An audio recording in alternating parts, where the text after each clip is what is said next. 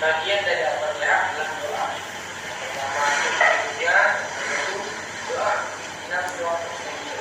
Itulah kami jalannya lurus. Mudah-mudahan Allah menunjukkan kita jalannya lurus. Karena sebelum kita mulai pembelajaran hari ini, Bapak ingin mengatur terlebih dahulu nama-nama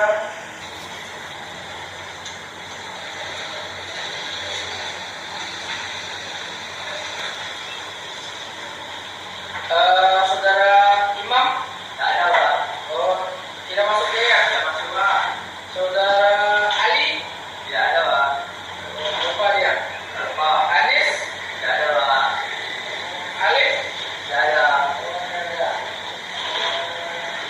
Anissa. Tidak ada, Pak. Saudara Iskandar.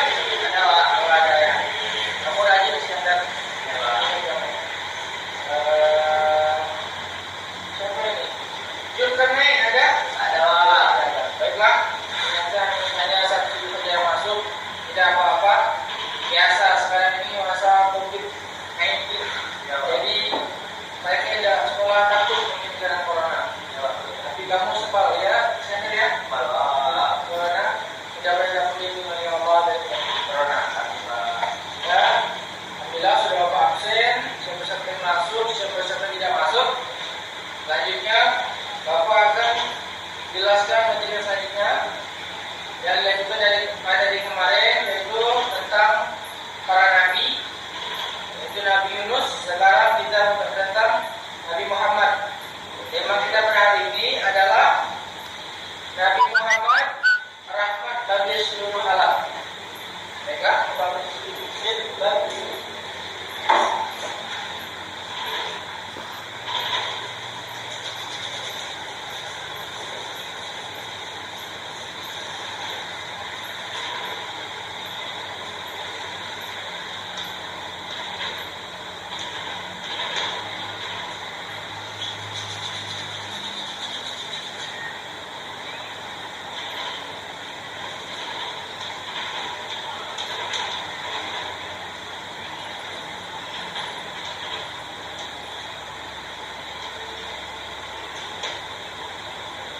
Bisa baca ya?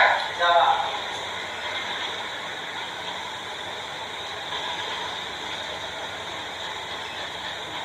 Minggu ketiga. Sekarang pada minggu ketiga itu Nabi Muhammad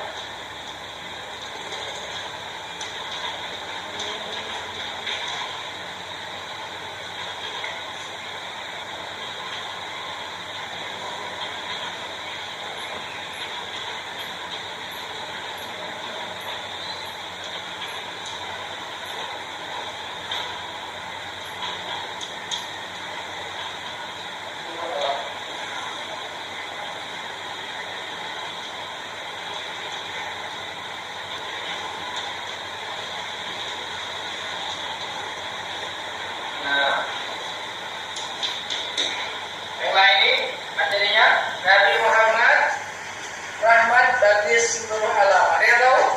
Tidak, Ya. Nabi Muhammad ini adalah nabi kita, yaitu Nabi akhir zaman. Ini beda cerita dia. Ini nama, sedangkan ini bisa dikatakan gelar lah bahasanya. Kalau bahasa umpama kutub itu singa pada pasir, kenapa? Karena keberanian dia, itu bahasa. Tapi ini Rasul itu banyak gelar. Kalau seandainya dikasih gelar, semua yang ada di gelar manusia ada gelarnya pada Rasulullah. Maka Rasulullah dikatakan manusia sempurna.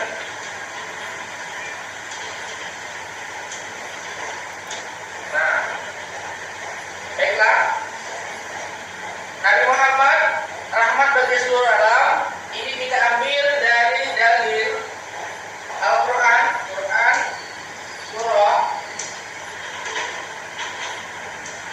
Al-Anbiya ayat 100. Ini surah Al-Anbiya ayat 107. yang berbunyi apa? Apa lupa?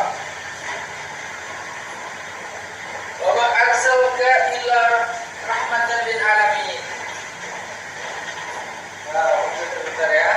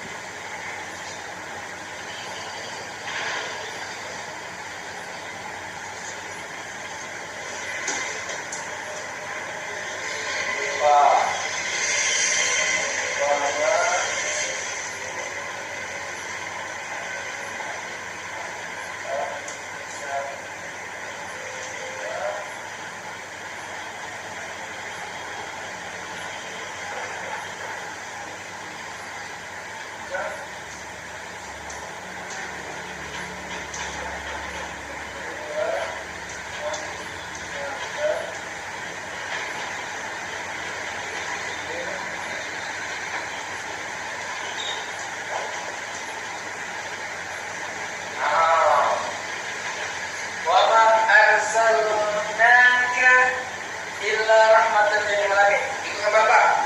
Wa ma arsalna illa rahmatan lil alamin. Wa ma arsalnaka illa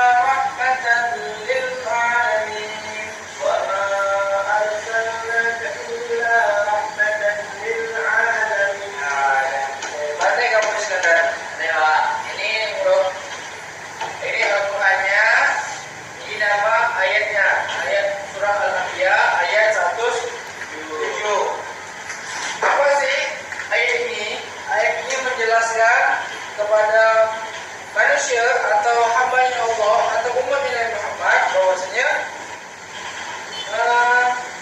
dan kami tidak ciptakan kamu wahai Muhammad, dan kami tidak mengutus kamu Muhammad melainkan untuk rahmatan lil alamin, untuk rahmat seluruh alam. Penjelasannya, Bapak tahu sini ya. Nah, sini. Kenapa?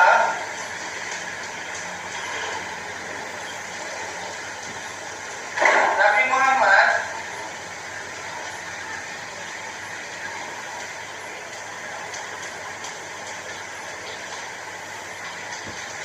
di rahmatan lil alamin.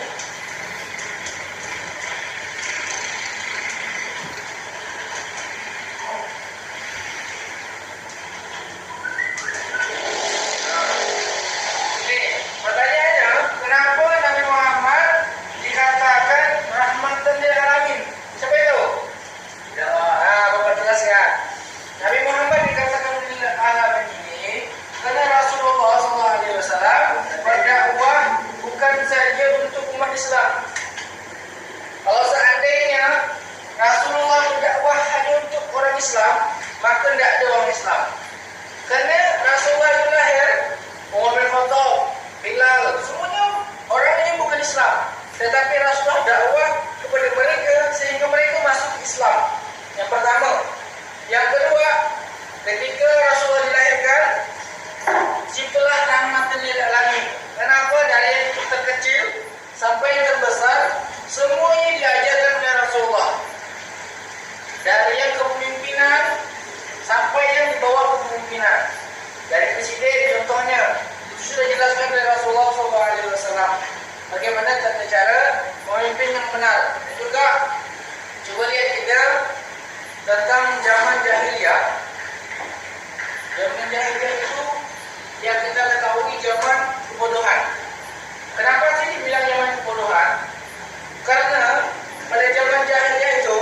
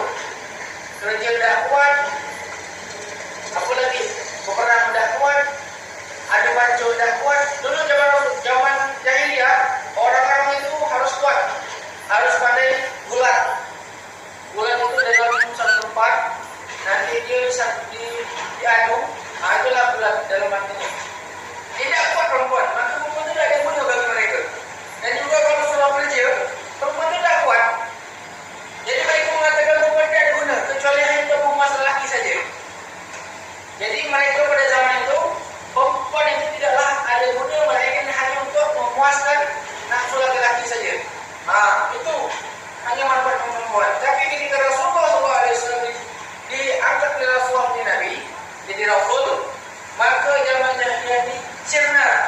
Cobalah zaman terang menerang yang kita sebut sekarang ini. Terang menerang dalam arti kata bukan terangnya lampu, bukan terangnya matahari atau sejenisnya, tapi terang daripada rahmatnya Allah. Nih, rahmatnya Allah turun kepada Rasulullah. Rasulullah pun menyampaikan rahmat tersebut. Maka Rasulullah disebut dengan rahmatan lil alamin. Ini bahasa Rasulullah. Rasulullah berdakwah bukan sekedar hanya buat orang Islam. Ada sebuah cerita Rasulullah itu dakwah. Ada seorang sahabat, dia buta, dah dua renta, tapi dia bukan orang Islam. Namun Rasulullah punya rasa hibah, kasih sayang kepada si orang Yahudi tadi.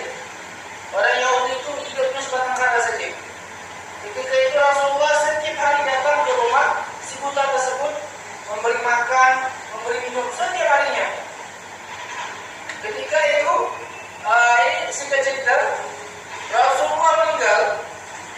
Ketika meninggal, ada kalau tidak salah Sayyidina Umar mengatakan kepada Aisyah, wahai Aisyah, apa amalan Rasulullah yang tak aku kerjakan? Coba kau ceritakan, mungkin aku kurang tahu. Rasulullah punya amalan tersembunyi.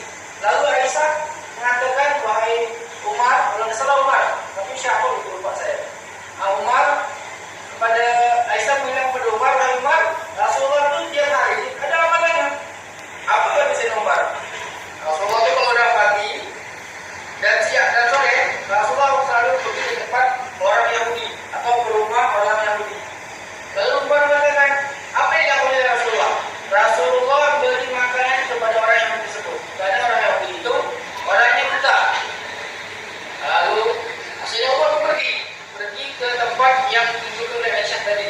Pergi ternyata ada memang seorang orang keluarga yang sudah buta, namun dia tidak tahu siapa yang selama ini ngasihkan makan kepada dia setiap harinya. Lalu Umar pun dengan seketika berikan makanan kepada si buta tadi. Dan si buta itu tidak punya gigi. Sayyidina Umar ni berikan makan kepada si buta, langsung suapkan. Sedangkan Rasulullah punya dulu nasinya dan punya halus, baru dimasukkan ke mulut si orang buta tadi. Jadi dia tidak perlu ilmunya dengan telan nasi itu, makanan tersebut. Nah, kalau kita ada bubur, kalau dia kan tidak ada bubur, maka harus dihaluskan dulu dengan gigi kita. Rasulullah itulah setiap hari Rasulullah. Sehingga ketika Umar mengasih makan kepada orang buta ini karena tidak sama dengan yang biasa dikasihkan oleh Rasulullah. Dia selalu tanya, siapa yang kasihkan aku makan ini? Kata si buta. Kalau bahasa kita, bahasa kebenaran. Lalu si Umar dari mengatakan, aku Sayyidina Umar, kata dia. Ternyata dia mengatakan Sayyidina Umar, baru dia tahu si buta itu ternyata bukan orang yang biasa ngasih makan. Orang buta tadi tidak tahu. Pokoknya dia mau makan, kalau orang yang ngasih makan itu orang yang biasa ngasih makan. Karena bahasanya, cara dia melayani oleh orang buta tadi dengan lemah lembut. Nah, ketika itu dikatakanlah sama Umar, wahai fulan, tahukah engkau yang selama ini memberikan kau makan, memberikan kau minum, itu adalah Nabi Muhammad. Beserta si buta tadi, sahabat si buta tadi, dia pun jatuh menangis. Kenapa? Karena dia pernah cerita kepada orang yang ngasih makan tadi, dia yang ngasih makan itu yang Rasulullah tak pernah bilang bahwa itu Rasulullah, karena dia tidak bisa mandang. Ketika Rasulullah ngasih makan, si buta itu padahal dulu pernah cerita kepada Rasulullah, aku paling tidak suka, kalau bahasa kita, aku benci kepada Nabi Muhammad. Si buta itu cerita kepada Nabi Muhammad, karena Nabi Muhammad tidak pernah cerita kalau itu dia adalah Nabi Muhammad. Maka dengan cerita dari itu, si buta itu ceritalah, aku tidak suka dengan Nabi Muhammad ini dan sebagainya, tapi tetap Rasulullah tetap melayani, ngasih dia makan, ngasih dia minum, tetap kasih dan sebagainya. Walaupun dia cerita sedemikian. Ketika ini dia bawa tahu yang ngasih makan dengan Rasulullah, dia pun nangis, bertaubat. Akhirnya orang buta tadi pun masuk Islam. Sallallahu Alaihi Wasallam. Jadi kesimpulannya dari cerita itu, Rasulullah itu memang rahmatin lil alamin, bukan sekedar untuk umat Islam saja, bukan untuk orang Kristen saja, tapi untuk seluruh alam, mau itu hewan, mau itu tumbuhan, mau itu manusia. Bayangkan Rasulullah itu melarang ada hewan-hewan yang tidak boleh dibunuh, ada hewan-hewan yang boleh dibunuh. Kenapa? Rasulullah lihat mudaratnya, manfaat dan mudaratnya. Ketika hewan itu lebih banyak mudaratnya atau bisa membahayakan, maka Rasulullah membolehkan untuk membunuh. Tapi ketika ada hewan yang tidak bermudarat atau tidak mengganggu dan sebagainya, maka hewan itu jangan dibunuh. Tidak boleh membunuh. Tidak boleh membunuh hewan yang tidak bersalah. Itu ajaran Rasulullah. Bayangkan begitu kuatnya Rasulullah menjaga kebaikan dalam arti mau itu dengan hewan, mau dengan tumbuh dan sebagainya. Maka kata Rasulullah itu jangan merusak. Tak boleh. Islam melarang kita untuk merusak. Tak boleh. Ya. Alhamdulillah apa yang saya sampaikan mudah-mudahan karena semuanya mengerti tentang Rasulullah SAW. Kenapa Rasulullah itu dibilang rahmatul alamin tadi? Karena Rasulullah itu tidak pernah pilih kasih. Rasulullah itu selalu berbuat adil. Tapi adil Rasulullah bukan berarti sama rata, namun sesuai dengan kebutuhan. Kalau sama rata, Rasulullah tidak ajarkan adil itu sama rata. Namun yang Rasulullah ajarkan adil itu sesuai dengan kebutuhan. Ya, itulah yang diajarkan oleh Rasulullah SAW. Dan juga Rasulullah SAW sangat menjaga hati seseorang. Rasulullah sopan santunnya Rasulullah itu berhati-hati dalam berbicara. Tidak seakan-akan kalau kita berbicara semaunya saja. Tapi kalau Rasulullah dia berbicara mikir dulu baru berbicara. Apa kata Aisyah? Rasulullah itu tidaklah berbicara melainkan Al-Quran. Bayangkan Rasulullah tidaklah berbicara kecuali Al-Quran yang disebutkan. Betapa hati-hatinya Rasulullah. Bahkan juga Rasulullah mengatakan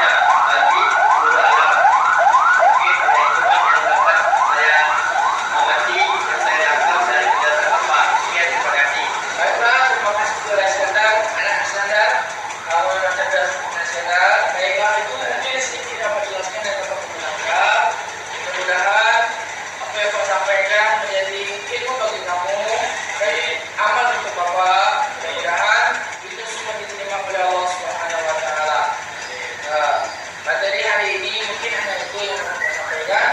Karena hari ini hanya satu materi saja. Namun nanti kita akan minggu yang akan datang kita akan mempelajari tentang akhlak Rasulullah kepada manusia. Nah, itu yang akan datang ya. Akhlak Rasulullah kepada manusia. Kalau tadi kan mencakup seluruh, nanti sekarang kita perinci lagi. Nanti di rumah baca-baca sehingga nanti Bapak jelaskan bila nyambung. Tidak lagi lama monetnya. Sebelum Bapak tutup, Bapak akan memberikan PR kepada kalian. Kalian buka buku pakai halaman 27. Buku pakai halaman 27 yang saja nanti. Dan buku pakai halaman 27 bagian A dan B. Ya. Dikumpulkan minggu depan. Ya. Yang tidak mengumpulkan